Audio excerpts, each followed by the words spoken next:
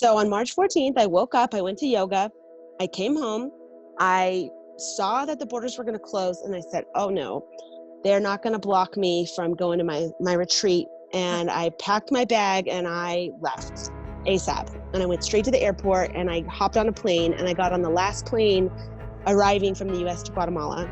So I calmly sat down in the cafe. It was like midnight in Guatemala, and I'm at the airport by myself, and went on Airbnb and found a place, and then I called an Uber and I took the Uber to my Airbnb, and everything was fine. Everything was cool. I got into my Airbnb and, feeling a little bit like some of that shock and anxiety, like, okay, did I just, make the biggest mistake of my life?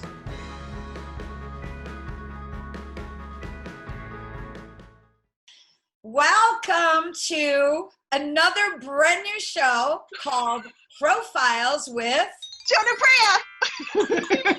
Yay! We are so excited. We just came up with this. Yeah. And the reason is right here on our screen, named Dana Humphrey. And what we realized was Priya and I started doing this 4 years ago, and we just talked about how this group of 4 women, which is kind of cool, all know each other. And I'll just give that really quick. So me being Joan Pelzer, got a dog named Hubble Gardner, which you all know passed away. God, every time I talk about this, I get emotional, but passed away on January 7th. And because of Hubble, I joined a Chihuahua meetup group that was run by Ada Nieves. And Ada introduced me to Dana because I was working with Ada and Sandra Barbacoa, who had a lot of Chihuahuas, and we all got together and I met amazing Dana. Dana and I became buds. She started coming and hanging out with me and Hubble, and I would go to events with her. And then she started coming to my house for Thanksgiving because my mom loves her. We'll have to get you there this year if there is an in-person Thanksgiving. And then Dana met or knew Stephanie Matera and from the dog community and Fem City. And then we met Jill through Fem City. Dana took over running it and I ran it with her. And Jill was basically, what were you, the regional director, Jill?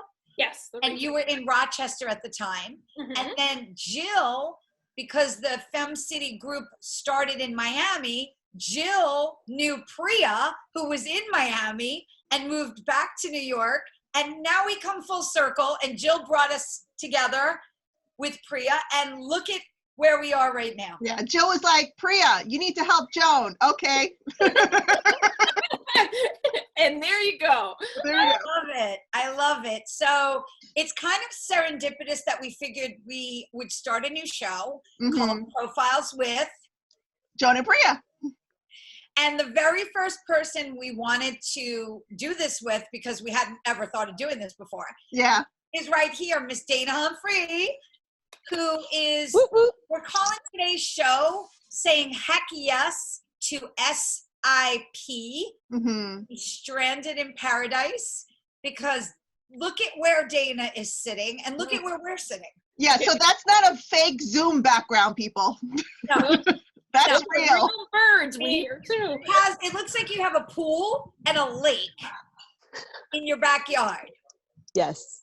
So, Priya, why don't you tell us a little bit about Dana's background, because she's quite pretty eclectic background, and then we'll just jump right in. Sure. So Dana Humphrey is a lead publicist and owner of Whitegate PR, a boutique public relations agency in New York City. Dana graduated from San Diego State University in the honors program with a Bachelor of Arts in Communications with an emphasis in public relations and a minor in political science. Talk about eclectic. Dana also positions herself as a pet expert, as the pet lady, hence why we're all together. And it's funny because you can hear the birds chirping in the background where she is. Right. So welcome, Dana. We're so happy to have you here today. Yay, thank you so much. Thank you for the warm introduction. I gotta start out because, Dana, can you switch and show us the before, Dana? Yes. I'll stop my video. And here's actually a picture of me a couple of weeks ago here on the lake in Guatemala with my long brown hair. Wow. I love it. And then exactly today, 1 week ago, I shaved my head. we got to just start there. Then we got to go back. Yeah. So there's a reason why we're profiling you today. And this show is very special because you've been through quite an amazing journey in the last couple months, I guess. So why don't you take us to the beginning, Dana? All right. So today's May 14th. I've actually been in Guatemala now exactly 2 months. I flew here on March 14th. Wow. The end of March, I was scheduled to do a leadership training retreat that level 2, which I'd actually already done before, but I wanted to do it again. And let's see, I was going to fly to Guatemala on March 18th, and I saw that the borders were going to close on March 15th. So on March 14th, I woke up, I went to yoga, I came home, I saw that the borders were going to close, and I said, oh no, they're not going to block me from going to my retreat. And I packed my bag and I left ASAP. And I went straight to the airport and I hopped on a plane and I got on the last plane arriving from the US to Guatemala. Wow. I had my mask with me, and when we landed, they actually, before we deboarded the plane, they actually came and took our temperatures, made sure that no one had a high temperature. So I passed, I got off the plane. I had no plans because I was in the country a few days early than I expected. So I calmly sat down in the cafe. It was like midnight in Guatemala, and I'm at the airport by myself, and went on Airbnb and found a place, and then I called an Uber and I took the Uber to my Airbnb, and everything was fine. Everything was cool. I got into my Airbnb and, feeling a little bit like some of that shock and anxiety, like, okay, did I just, make the biggest mistake of my life, or is this going to work out? And I went to go check the Wi-Fi password, and the Wi-Fi password at my Airbnb was Winston, which that was my dog's name. And I was like, yes, yes. Winston brought you to Guatemala. Wow. I was like, okay, you know what? Like, I'm good. I'm here. I'm good. I'm in this Airbnb. I got the Wi-Fi. Like, I'm going to be okay. And actually the next morning I went for a little walk around the neighborhood that I was in just to like get some sunshine and get, acquainted. And I saw an old man with a pug, and Winston was a pug. And, since I've been here, that's the only pug I've seen actually the entire time I'm here. There's a lot of dogs, but, it's just these little reminders, little like influences from the universe telling me like, okay, it's all good. You're in the right place. But basically, Guatemala knew that they were not prepared for COVID. And so they were closing things like as soon as I got here. Basically, I took the last plane that arrived here. Then wow. I booked a bus ticket, and I had a 2-part bus ticket to go from basically going to one stop and then going to another stop. And I only made it to the first stop because then all the buses in the country were canceled. There was no more buses. Then I took an Uber and I went to a place called Antigua. I spent the night. I had a reservation for March 18th, but it was now like the 15th, and convinced the hotel staff to let me in. They were not allowing any new people into the hotel, wow. Only if they had already been there. And I convinced them and they let me stay there. And then I took a taxi the next morning to the lake. And then I took a boat taxi the next morning to the retreat center. By the time I got to the retreat center, they were like, you need to leave. You cannot be here. Wow. Sorry, but you got to go. And I was like, no, whoa. But I made it. I'm here. I made it. Yes, I made it. And you ready to party? Like, nope, you got to go. Oh my God. So first of all, I got to say, like, how brave are you? And you totally took a risk, jumped on that plane to go down there. And then you had such a journey just to get to the retreat center. Like, you really wanted to go to that retreat. Yes. What was going on in your mind? Like, what was driving you to that point to be like, I got to do this now and then, get to the retreat? I feel a little bit guilty saying this because I know that you're all in New York in your apartments, but I had spent like 2 days in my apartment in New York, and I was like, if I have to do more of this, I'm gonna lose it. I gotta get out of here. I gotta go. Like, Dana, a lot of people have done that. There are a lot of people, my next door neighbors went to their house upstate. A lot of people just can't stay in their smaller New York apartment. I mean, it's a challenge. It is a challenge. But you also had something that you were looking forward to doing that you didn't know it was going to get canceled. That's Can I up to the point where you are now, in the story here, were you comfortable, confident, you know, just like the Winston and the pug, or were you uncertain? You know, how were you feeling on the journey to that point? I mean, yeah, it's and been down. like this pretty much every day. Every single day is its own roller coaster, which I'm sure is true for everyone. But yeah, moments of like, yes, I made it. This is happening. I'm doing the thing that I want, to like, what am I going to eat? Like also when I was in Antigua, like all the restaurants were closed. It was like, you know, things were basically every day, things were starting to close. And then it started to get more real for me every single day. Like, okay, so now all the restaurants are closed. Like I just had I went and had breakfast at a little place. You know, I had some eggs and some coffee, and I walked home and walked back to my hotel, and the hotel said, oh, by the way, no, all the restaurants are closed. And I said, no, I just had breakfast. That place is open. They said, yeah, the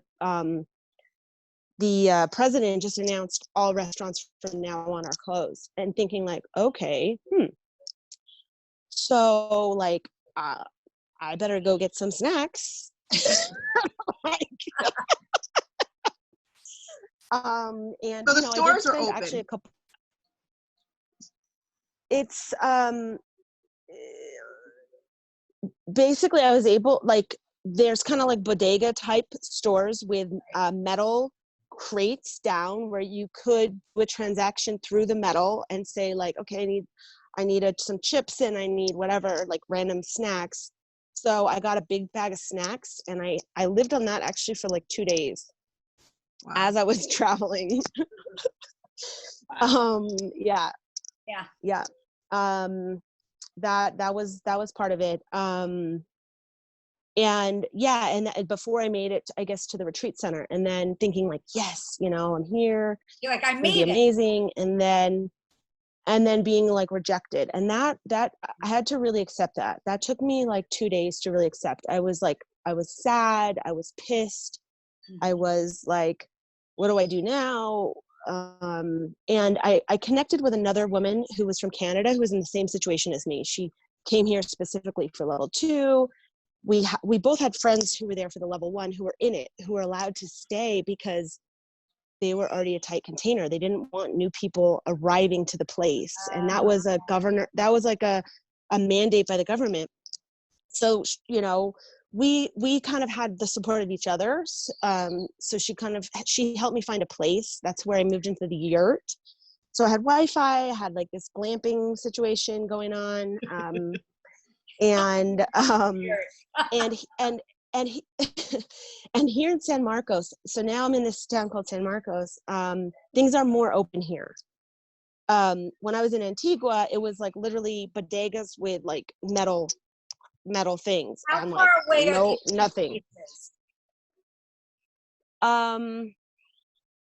I had to take a 3.5 hour illegal taxi on this like really windy road, and then a boat.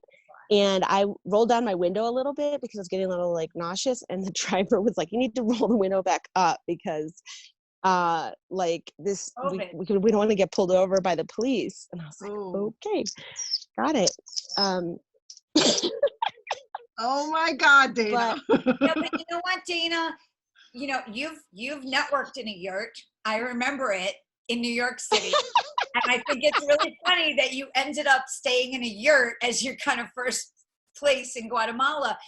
But like, I mean, listen, you're a brave woman. You've done a lot of things around the world before. But yeah, like we all ask, this threw you for a little bit of a loop, but at the same time, you still got to keep your footing and go, okay, now what do I do? And what's next? And what's next? I mean, so I do speak a little bit of Spanish, and I have traveled to like more than 80 countries. Right. I've never been to Guatemala before, but yeah, I mean, I do have that kind of traveling instinct in me. Also, I had, you know, for the first time, I think I started my company in 2008, and I've taken lots of trips, but I always work on my trips. I always work on my vacations. Yeah. This was the first time I actually like didn't charge, like I told my clients, I'm leaving, I'm charging you prorated, and like really like changed the way that I operate to have this time available. And so the thought of like having this time off that I really kind of had committed to myself months and months before, and having to like work through that or not be on this trip was like devastating to me. So, you know, I ended up, you know, I had my out of office on, etc. But because of the situation, I was actually still in touch with my clients, like here and there, because, you know, I have relationships with them. They're like curious about what's happening. And, you know, it's not a situation, you know, everything's different. No one knows exactly how to handle this. And so, you know, basically at the end of the day, like, after a couple days in the yurt, the people from the retreat center finished up whatever they were doing, and they came over here to San Marcos. Basically, the retreat center is on another part of the lake, and we're here on San Marcos on the lake. Okay. And they joined up with me. So there's 11 of them, and there's one of me. So we made 12. And whatever happened to that first woman? Is she with you too? She went home. She went home. She went home. She flew back to Canada. Wow. So what were you thinking when she left? Did that give you anxiety? There was, yeah, I had a lot of anxiety in the beginning. The first, you know, yeah, it was also like the 11 people who I was meeting with, they were already like bonded. They had been living together already, and I was kind of the outsider coming in, and I was still afraid of, you know, of COVID, and am I going to get sick, and what do we do if we get sick here? And actually, when I was waiting for them to come on the boat from where they were at the retreat center to here to San Marcos, and I was waiting on the dock, and the dock actually was closed. They had like, you know, police tape all over the dock, and it was closed, and I was just sitting there with my luggage, like, wait, like, yay, my friends are coming, you know, waiting there. And the local police came up to me, and they're like, what are you doing? I'm like, oh, I'm just waiting for my friends. And they're like, yeah, this dock's closed. I'm like, yeah, I see that, but they're on their way, so I'm just gonna wait for them. And they said, well, can you please go to the health center and get your temperature checked? I'm like, okay, sure. So I walked up the hill to the 24-hour health center, and I got my temperature checked, which, I mean, there's a 24-hour health center here. They have nothing. They have nothing there. They have no pens. They have no gloves. They have no hand sanitizer. They have like no supplies. But they took my temperature. I went back to the police. I said, okay, I'm good to go. You know, my temperature's fine. Finally, the 11 people got approved to come in. And but the conditions were that we had to stay within the house. We could only have one person leave at a time with a mask to buy supplies. And we had to have our blood pressure and our temperatures checked every day by the local people. And so that was going on for a couple of weeks. But the first couple of days, my blood pressure was super high. My blood pressure was high, and I was my little sister is a nurse, so I kept checking in with her, and I'm like panicking even more, like, am I okay? My blood pressure's high. What's going on? And there was 2 Americans among us, me and one other person, and the 2 of us both had the high blood pressure. Everyone else was fine. What's that mean? And that may tell you a little bit of something, huh? We've got what we need or want, and we know what we can and can't get.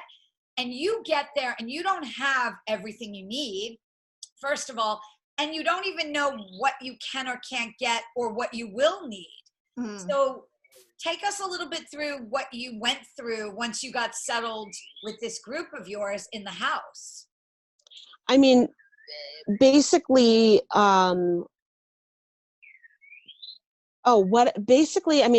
I kind of settled into the reality that I was going to be in this house with these people, like I said, my blood pressure dropped, things were getting better, and I kind of had the realization that this is the retreat, this is the learning, this is the work. Yep. You know, I've lived alone for like 12, 15 years. I'm living in a house with 12 people. We're from all around the world. We work remotely. We're between the ages of 22 and 40. I mean, it's like having 12 mirrors all of a sudden, all over the place. Yeah. And one thing I do want to tell you is that there's 0 cases of COVID here in San Marcos. Oh, that's great. And so Wonderful. Why do you think Yep. that is? And because Guatemala knew they were not prepared. They weren't wondering, oh, maybe we're prepared. They were like, we're not prepared. We're shutting things down. Like they didn't mess around. Yeah. And so once also like all of these things have unfolded over time, right? And it's been about 2 months since I've been here, but once I kind of dropped into the fact that, okay, I'm staying, this is a reality, these are my new roommates, no one has COVID, it's going to be okay, then I kind of started to get in the flow of things and starting to really enjoy it. Yeah. And you know, now like I can cook a fabulous meal for 12 people like in an hour. Like that was not a skill I had before. Like yeah, I don't remember you being master chef at all. We are like, I know you like soup. We're experimenting with like different foods and cooking, and basically like all of our needs are met actually. Like we have nature, we have birds, we have sunshine, we have a dog named Pescado. We've named him Pescado because he smells like fish. He visits us once a day. We don't feed him, but he visits us. We have a cat that lives here. Apparently it's the neighbor's cat, but she's like always here. There's all kinds of fresh produce that's grown right here in San Marcos that we have available. So we eat avocados, we eat tomatoes, we eat like such yummy things. And all 12 of us are like the same philosophy about food. We're all vegetarian and gluten-free, all of us. So like we eat the same stuff. I mean, even in my family at home with my parents and my sister, we all have different like eating habits. So it's been really amazing. How many languages are being spoke? Because you said they're from all over, and and how is your Spanish? Is it improving? I did take Spanish in college at San Diego State, but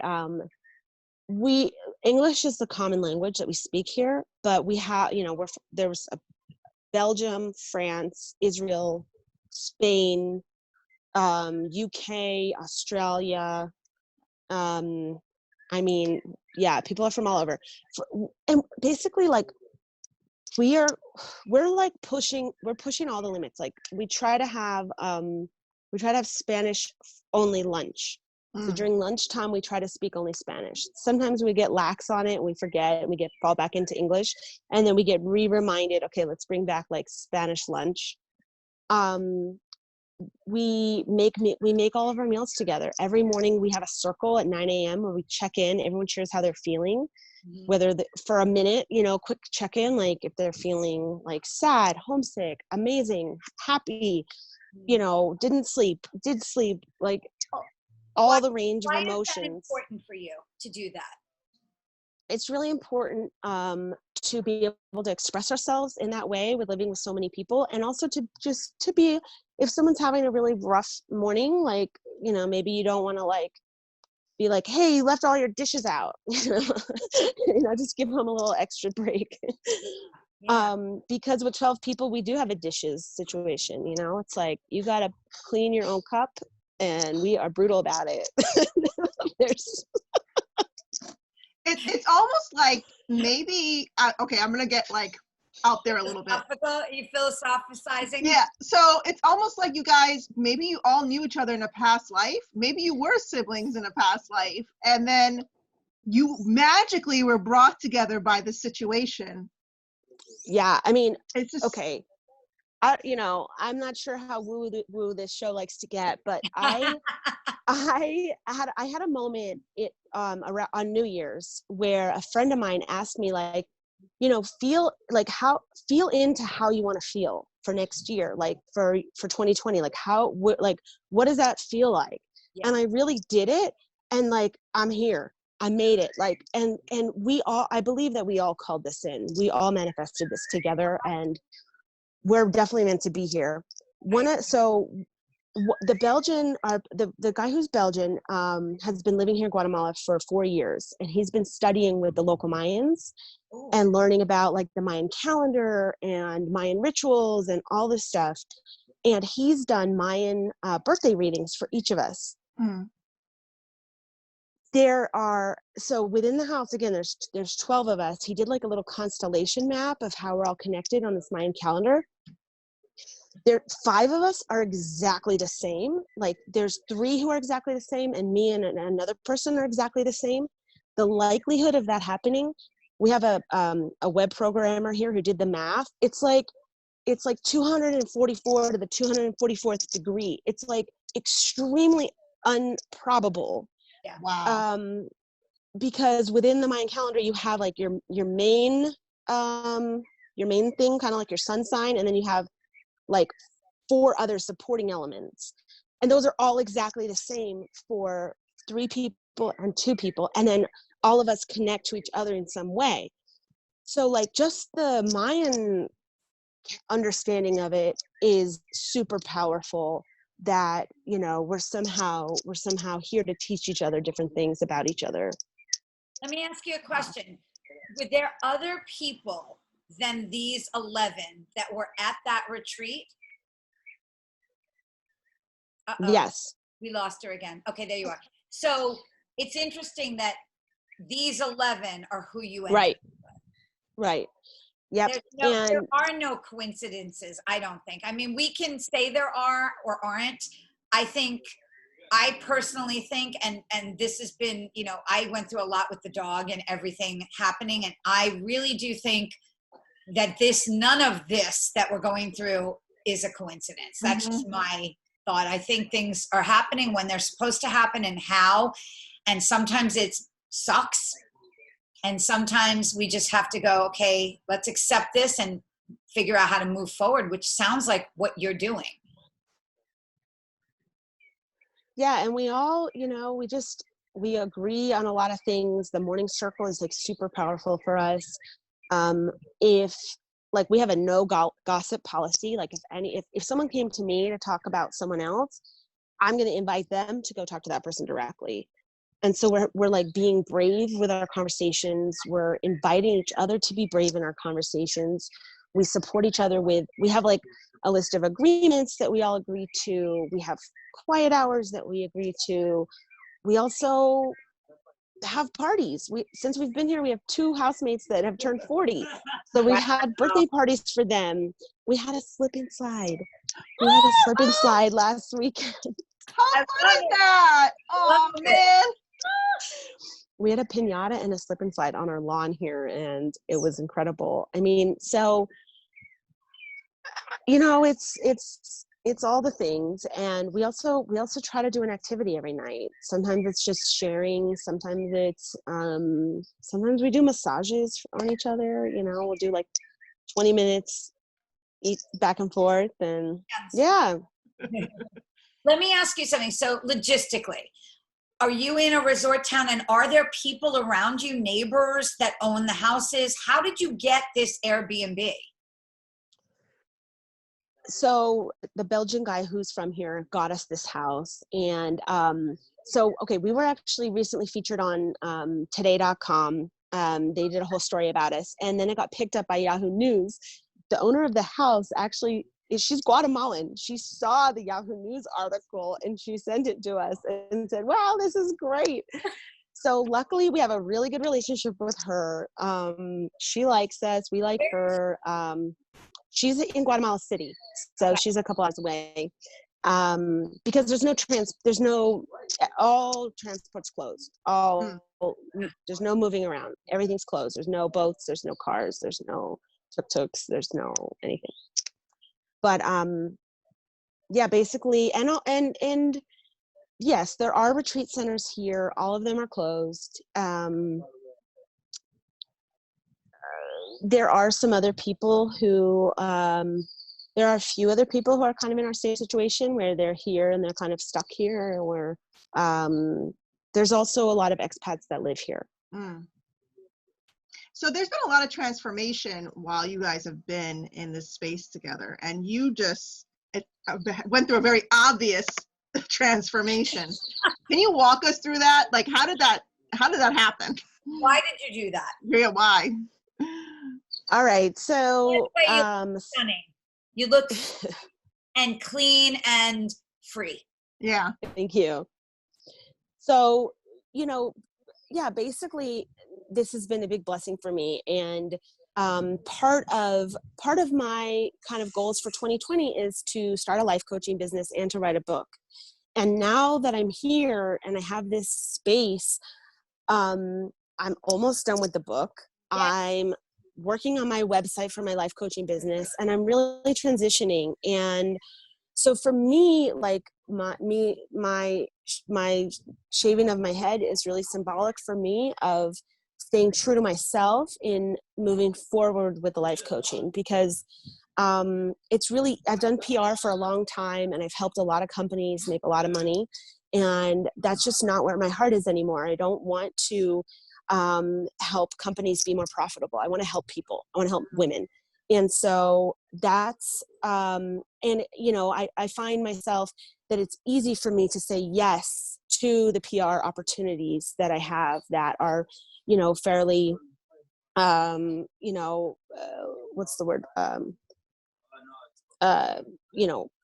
Make me a certain type of living. And this is a reminder to myself of like letting that past go, letting that kind of like working for the man or you kind of like material world, like just yeah, it's really like letting that go and just reminding myself like, hey, we're not doing that anymore. So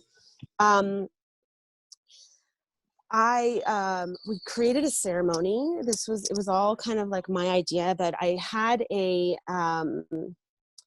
we had a ceremony here at the house where I put my hair into my hair was pretty long, and I put my hair into 3 braids, and I cut one off to represent the past, and I burned it. And then I had one braid that I cut off and I buried it. And then the last braid, which was the biggest, is like to pay it forward, and to also a symbolism of like being in a life of service. And how can I serve the world? How can I serve my community? How can I serve this planet in a way that actually helps people? And that's what the last braid represents, is whenever I get home, maybe in July, I'm going to donate it to the people who take the hair and turn it into wigs for people who need it. And it's like, it's similar to like what a monk or a nun does when they decide to dedicate their lives to meditation. While meditation is something that I'm doing more of and is important to me and will be part of my practices moving forward, I'm not specifically becoming a monk, but it's just losing that attachment of like whatever hair means, of like, I don't know, beauty, symbolizing like beauty and feminism, and like, I don't know, it's like, let's just try not that. And hair grows, it grows back, whatever, I'll have hair at some point. And also like I've been dyeing my hair since I'm 12 years old. I want to have like fresh virgin hair that's not like, caked in with all this fake stuff. So that's a little bit about my head shaving. I love it, and I love where you are. It's beautiful. You're in paradise, literally in paradise. You couldn't have picked a better place to go and get stuck. Yes. You are mentally, emotionally, physically, it sounds. I'm kind of jealous. I know. It's been a journey, though. It's been a journey. Yeah. But you know, I don't know. Yeah, I am aware that I don't know. It's my younger sister just finished her master's program, and her and I are supposed to be actually in Denmark right now celebrating, and she's in Seattle working at the hospital doing her thing, and she desperately wants to come visit me. And so she's like, if anything, I learn about the world updates from her. She's like, okay, I think I could fly there on June 2nd. I'm like, okay, cool. You know, she wants to move in with our crew here. Seriously, you don't have to come back. You can work from wherever. Yeah. You have a web designer there. You each seem to have complementary skills. What are the different businesses that the other people do? That hey, you could make a survivor community here and not come back. We've had lots of discussions about that. So everyone, yeah, for the most part, let's see, people are entrepreneurs and work for themselves. We have, a web designer. He's not doing my website. I'm actually working with someone else, but we have a graphic designer. She's also not designing my logo, but she, they're both great to bounce ideas off of. We have, sorry about that. That's okay. We have someone that sells cacao. We have we have a social media expert like you, Johnny. We have a woman who's like the art director for a festival that's happening in Patagonia in December, hopefully, it's called Eclipse. So we're all hoping to make it to that festival as a reunion, perhaps, if that ends up happening. What else are people working on? We have a social worker, so that's handy when we have, some internal crises going on. We go talk to her. She also is awesome at making mandalas. Wait, what is that? She's also good at making mandalas. Oh, we also have a mandala, it's like a design. Oh. Yeah, it's like a design. It's a perfectly symmetric design, almost like a doily, but with color. Oh, I like that. We also have someone who does life hacking. He offers courses on life hacking. So his website is Live More Perfect Days. So while we've been here, he offered us a 3-day workshop where we did a whole 3 days of writing down, what do we want our perfect day to look like? Manifesting our, really getting centered and thinking about what do we want to call into our lives? What do we want to manifest? There's a whole procedure of writing a pregame in the morning of how you want your day to go, and a postgame at night of how, recapping on how it went down. So we have a variety of different entrepreneurs here in this space. We have a woman that started Sacred Sunrise, which is the original Daybreaker. I'm a huge Daybreaker morning dance party. Yeah. And I'm living here with this woman who started it in the UK. She started Secret Sunrise. Daybreaker in Guatemala. I love it. Oh my God. How funny is that? Yeah, Daybreaker was modeled after her program. I love it. Really? And for our audience, so that you know, this is when people go out at sunrise and they dance and there's no alcohol involved. Dana stayed over with me a number of times because she lives in East Rockaway. And she would take the boat over the night before when she was in the city doing things and stay over and wake up for Daybreaker and be like, come with me. And I'd be like, no. I am now you need to go somewhere for 2 hours or 3 hours. But that is so incredible. Kudos to you, because you are literally embracing life. And it's easy to judge. It's easy to say, oh my God, why did you jump on that plane? Why did you this and why did you that? And it's also nice to be able to step back and go, you know what? Life is about this. It's about looking at the pregame and the postgame every day, every week, every month, every year, and figuring out, because we don't know how much life we have. As this has taught us right now, we have no clue. And we pretend we do, and we can hear from this person or a medical person or that person, and then all of a sudden you hear of a young child or a very fit person that all of a sudden passes. So we don't know. And you're literally taking the bull by the horns and going. Yeah, it's, you know, part of my pregame is like really just, you know, thinking about what I'm grateful for each morning, and that's like, that's I think the key. You know, it's like every day there's something to be grateful for, even if it's just the birds that are here, like, you know, and like making the sound pleasant. There's always something. Or the new shirt you got. So what is the next step? Like what happens next for you? Yeah. Yeah, $1 million question. I talk to my, you know, my parents keep asking me that too. So basically,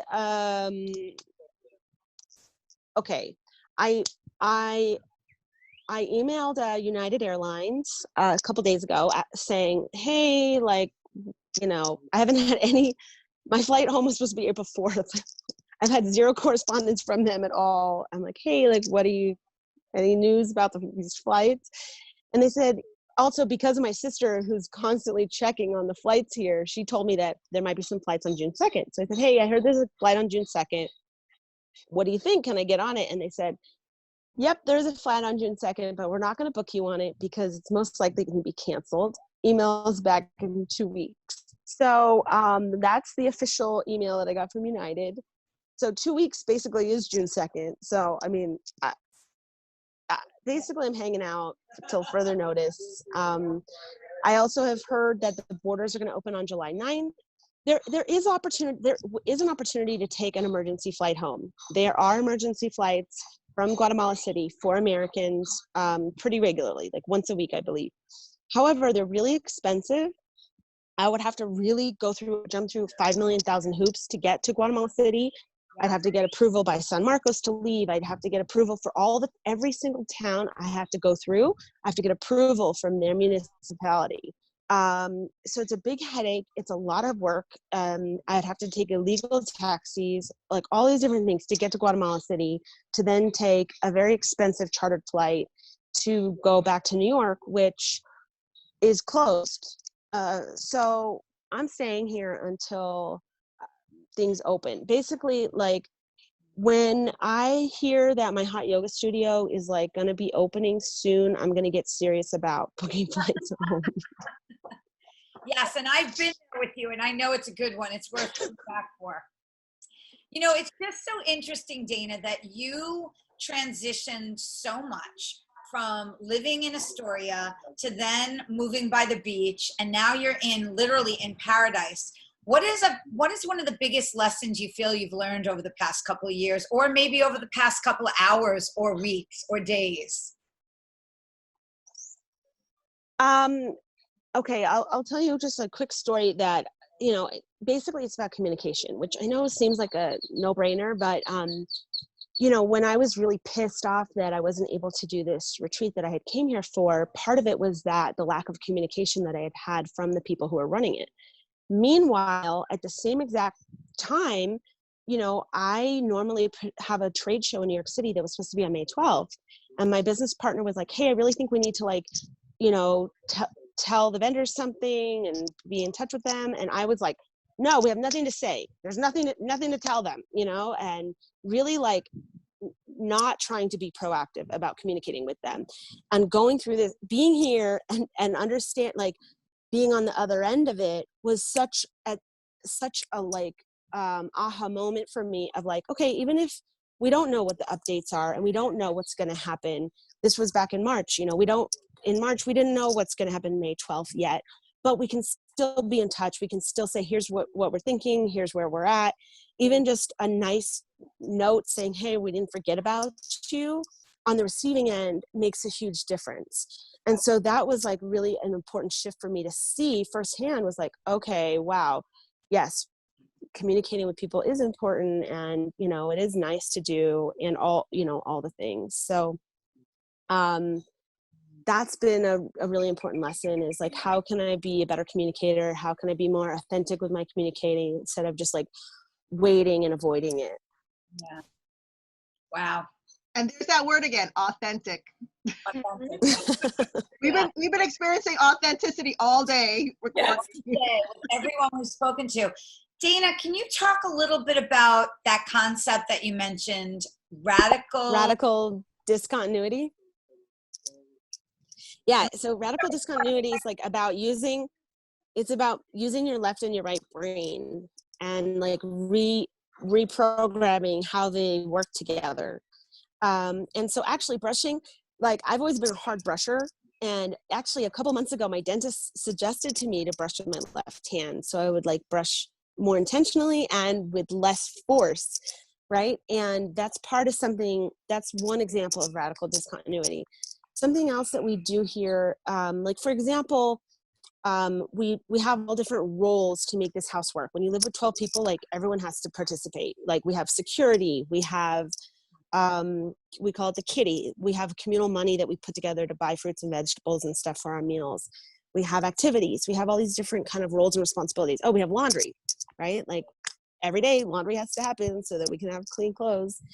And like, for example, logistics is something that like comes naturally to me, right? That's like an easy one for me to do. Like I can do logistics like in my sleep, but it's every week we change our queens, we change roles and responsibilities. So it's great for me to like try on these different roles. And then that's part of the radical discontinuity. It's like, okay, be on laundry queen, or be on security, or like, you know, whatever, something that wouldn't come naturally to me. It also helps bring so much respect to that person when they're in that role. Like I was on water duty for a week, and I thought it was really I thought it was going to be really easy. It's like, no, not easy, because you're in the middle of doing something and someone just interrupts you like, hey, water's out again. And you're like, I don't care. I'm working, or whatever I'm doing. And how I did that to them when they were water person, like, I want some water. So it's been that's been a really also big game changer. And it's also something that people can do in their own families. You know, it's like, maybe there's someone who always does the laundry, like change it up, have someone else do it. Like, and then it definitely gives you appreciation for that task, you know? Priya cooks and cleans, maybe reverse the two. What? Oh, that I cook? He would never allow me. Even for like one day, you know, it's fun to try. And something else that we do is we change rooms. So, yeah. So right now I'm in the suite, and the suite is a little bit of a desirable room. And on Saturday, we're actually going to pull nature items to see what new rooms we're going to be in. So what we do is we take things like this and we put it on a tray, and then like whoever two people pick this thing, they're new roommates. So we let nature, you know, pick our next room assignments. Wow. That's beautiful. That's cool. You guys are like a movie. Yeah. I feel like somebody needs to write this story and put it on the screen. Have you been writing, other than the article that was in Today in Yahoo, have you been writing your story? We also have a videographer, photographer, like a photojournalist here. Basically, we are capturing footage. We all are active journalers. So yeah, we are trying to capture it. And we have some funny moments too. Like, you know, one night, Meredith and I made chili, and we were like super excited about it. Like, yes, we're making chili. This is going to be amazing. Chili was not ready. chili was not ready for a long time. And so we had to make an emergency backup dinner instead. And the chili took like, I don't know, it was like not ready for like 4 days. Like this chili was just, it was like this never ending chili. So like we have, we'll send you a recipe. Yeah, trust me, the recipe is not the issue. It's, and so we have like these internal jokes about like, the chili with 9 lives. And, anytime anybody now wants to make chili, it's like, but we have the chili was like fully documented. We have like lots of, there's like, cause it was just so hilarious. And there's so many parts to it. And it was like for so many days that we have like tons of chili footage. We maybe don't have that much of regular day-to-day life, but we Did you ever eat chili? Yeah. Oh yeah, we did eat the chili. Yeah. The chili had oh yeah, it was amazing. Talk about marinating, huh? Yeah. That's So, this has been an amazing, amazing story, and we want to thank you so much for being our guest today and sharing all of this with us. Thank you. Is there any little last nugget you want to share with our audience before we close? Yeah, take this, one of the best things that I've done since I've been here is really like getting quiet with myself and writing out my perfect day. And I invite you all to do that. It's such a beautiful exercise, and it's something that anyone can do from anywhere. You just need a pen and paper and just like think about how you want your perfect day to be like after this whole quarantine world is over. Yeah. So interesting that we don't know. So we are going to keep in touch with you and find out how your journey is. I can't believe it's taken us 2 months to even do this, but it feels like it's been, everyone was in this weird world for the first 4-6 weeks. And then all of a sudden it's like, oh, now this is normal. Yeah. The other world, we don't even seem to remember, but this is normal life now. Mm-hmm. And it's, hearing about, having a water queen and setting up rules. Like, I'm sure that took some organizing and getting through until you all started to feel semi-normal. So embrace every minute of the time you still have with it. Thank you. Thank you for having me on. Yeah, we'll do. Definitely. I'll keep you posted. It's kind of a beautiful thing to be able to experience it through your eyes and ears and heart. Yes. Absolutely. So we want to thank you for being our guest today. Your roommates want to say hi? Are they there? They might not want to be on camera. Not really. But we definitely, if you have pictures, please share them with us. And then we can put them in this amazing story on video to share with our audience. Sure. Yeah, sure. We have lots of pictures. I love it. It honestly doesn't feel like you're in a foreign country when we're sitting here talking to you. It feels like you could just be, at a beach somewhere. Yeah. So it's, and this is part and parcel of the technology that we all have today, which we're grateful for. If we didn't have this, we might have a very different situation in the world. Exactly. So thank you everyone for watching. Stay healthy, get safely through your days, and we'll keep in touch with you. Thank you all for watching. This has been Profiles with Joan Priya. For the first time. Thank you, Dana. We love you. Please be safe and be well. Love you too.